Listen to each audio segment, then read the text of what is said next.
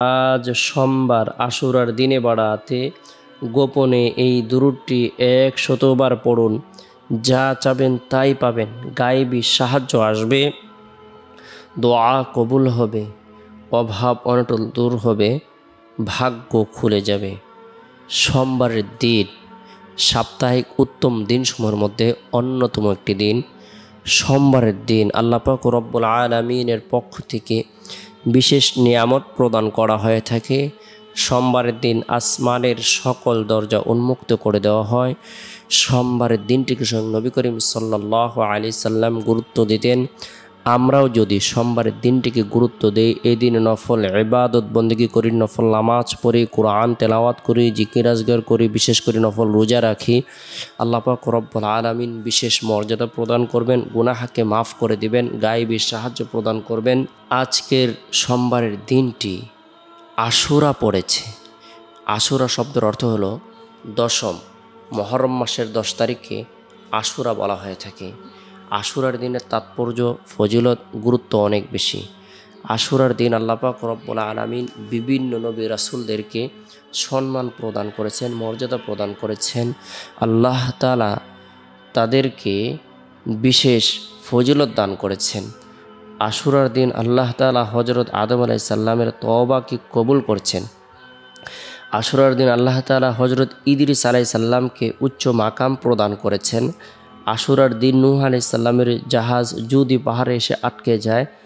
আশুরার দিন হযরত ইব্রাহিম আলাইহিস সালাম জন্মগ্রহণ করেছেন।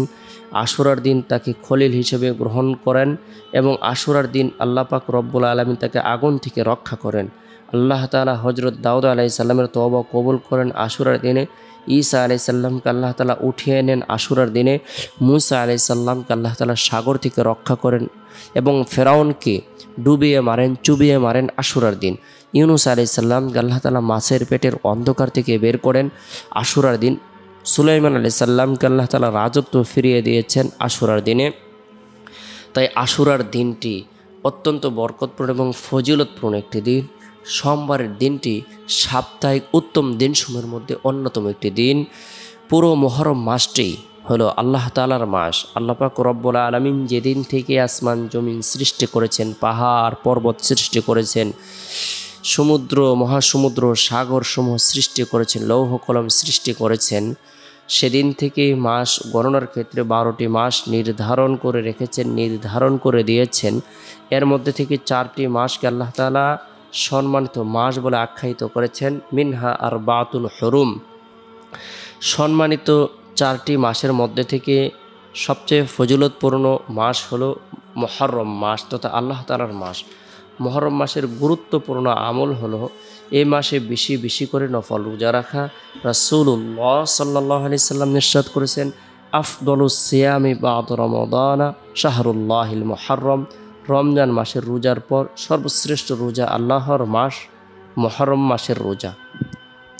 বিশেষ করে মুহররম মাসে আশুরার রোজা। রাসূলুল্লাহ সাল্লাল্লাহু আলাইহি সাল্লাম ইরশাদ করেছেন, সিয়ামু ইয়াউমি আশুরা ইন্নী আহতাসিবু আলাল্লাহি আন ইউকাফফিরাস সানাতাল্লাতী ক্বাবলাহু ওয়া সানাতাল্লাতী বা'দা।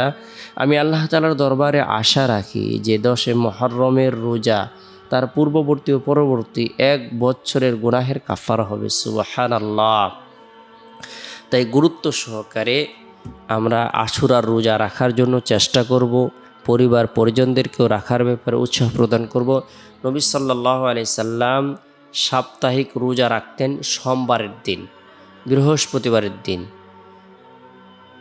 রাসূলুল্লাহ সাল্লাল্লাহু আলাইহি সাল্লাম আল্লাহর শুকরিয়া আদায় করার উদ্দেশ্যে নফল রোজা রাখতেন। আশুরার দিনেও বিশেষ করে ইহুদিরা রোজা রাখত। রাসূলুল্লাহ সাল্লাল্লাহু আলাইহি সাল্লাম যখন বিষয়টি জানতে পারলেন তখন বললেন, নাহনু আহাক্কু বিমূসা মিনকুম ফাসামাহু ওয়া আমারা বিসসিয়ামি। আমরা তোমাদের চেয়ে মূসা আলাইহিস সালামের অনুসরণের দিক দিয়ে অধিক যোগ্য, তাই তিনি রোজা রাখলেন এবং সাহাবীদেরকেও রোজা রাখার নির্দেশ দিলেন। তাই রাসূলুল্লাহ সাল্লাল্লাহু আলাইহি সাল্লাম আল্লাহ তাআলার শুকরিয়া আদায় করার উদ্দেশ্যে নফল রোজা রাখতেন সোমবারের দিন। সোমবারের দিনের রোজার বিশেষ ফজিলত রয়েছে এবং বৃহস্পতিবারের দিনের রোজার বিশেষ ফজিলত রয়েছে, আশুরার দিনের রোজার বিশেষ ফজিলত রয়েছে। তাই সোমবারের দিন রাত্রে আমরা সাহারি খেয়ে মঙ্গলবারের দিন নফল রোজা রাখার জন্য চেষ্টা করব এবং বুধবারের দিন নফল রোজা রাখার জন্য চেষ্টা করব। এবং আরব কান্ট্রিতে যারা রয়েছেন, অন্যান্য রাষ্ট্রে যারা রয়েছেন, তাদের জন্য আশুরার দিন হলো মঙ্গলবারের দিন। তারা আশুরার রোজা অবশ্যই রাখার জন্য চেষ্টা করবেন। মাসের সবচেয়ে গুরুত্বপূর্ণ ফজিলতপূর্ণ আমল হলো নফল রোজা রাখা। এরপরে সোমবারের দিন আমরা গুরুত্ব সহকারে ফজরের নামাজের পর থেকে নিয়ে প্রত্যেক নামাজের পর বিভিন্ন ধরনের আমল করার জন্য চেষ্টা করব।